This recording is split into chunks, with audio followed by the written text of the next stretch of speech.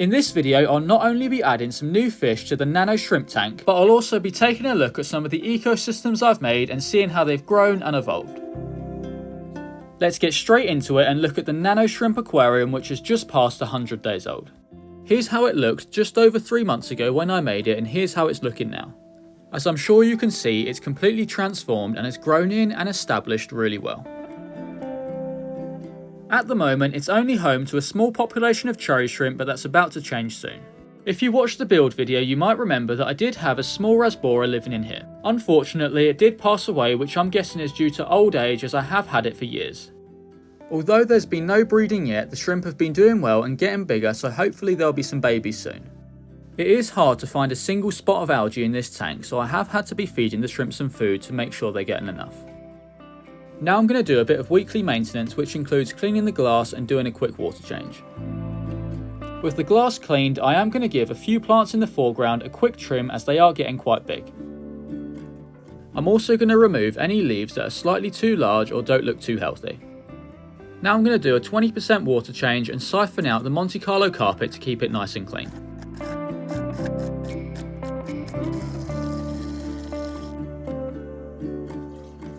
All that's left to do is top the tank back up with some dechlorinated tap water. To keep the plants healthy and thriving, I have been dosing about half a milliliter of fertiliser twice a week. Now I'm going to place in the fish and let them acclimate for about half an hour, and whilst they're doing that, I'm going to do some more maintenance on other tanks. This here is my 10-week-old tree trunk terrarium, which is home to Manti the praying mantis. Before showing you how well she's doing, let's take a closer look at some of the plants. The tricolour ferns at the base are establishing nicely, and all the McGravia species have got signs of new growth, which is great to see.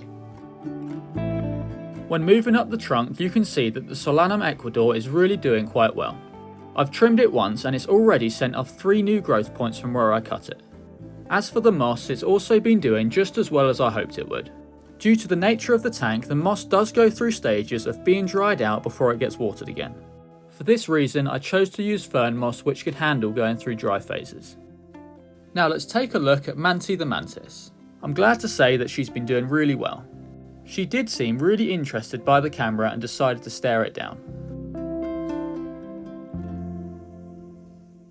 Now let's place her back inside the tank and give her some food.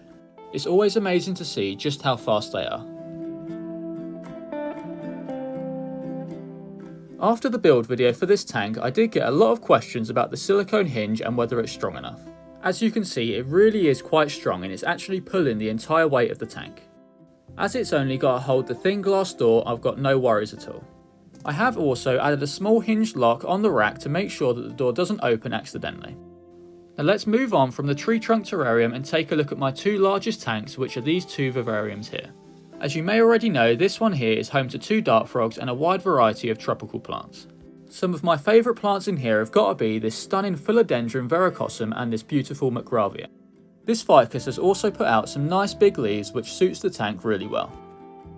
As some of you may remember, I did do a big maintenance session on this tank about 2 months ago, but as you can see, it's grown back really strong. I'm going to get ahead of the growth and give the right side a quick trim back. Trimming these plants back will open up more light for the plants lower down in the tank and stop them from getting choked out. Looking into the tree frog vivarium next door, it's also a bit overgrown and definitely needs a cut back. When looking towards the bottom of the tank, you can see just how much light is being blocked and how dark it is. I do quite like the dark, mysterious look at the bottom of the tank, but it's definitely not ideal for the plants growing down there. It's often quite hard trimming a tank back, as you always feel like it's going to look a lot worse, but believe me, it's got to be done and the plants will bounce right back. Whilst trimming the tank, I did accidentally wake up Grogu the tree frog, which is usually sleeping around about now. I'm sure he won't mind and he'll get straight back to sleep. With the trimming done, there's a lot more light reaching the bottom of the tank, which the plants down there will certainly be grateful for. Now I've covered all the tanks on the bottom row, let's move up and look at the ones above. This is the centipede terrarium I made on the channel a few weeks ago. It's not too old, so it doesn't need any maintenance, but I thought I'd quickly show you how it's doing. All the moss and plants have continued to slowly grow, and as you can see, the oak leaf creeping fig is climbing up the centre just how I hoped it would. I haven't been able to spot the centipede since introducing it, which isn't a surprise as they do spend most of their time hiding.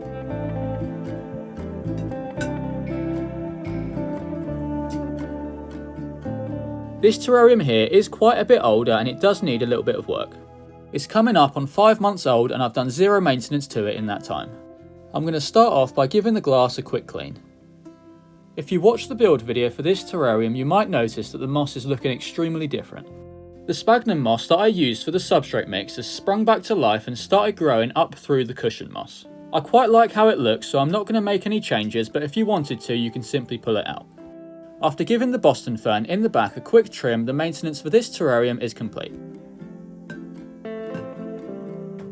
In the centre of the rack is the flowing stream vampire crab paludarium and it's been thriving. It's coming up on 4 months old and it really is doing well. The stream down the centre is still flowing perfectly and the crabs are also doing great. As you can see, the moss and plants really have been thriving and they probably do need some maintenance in the near future.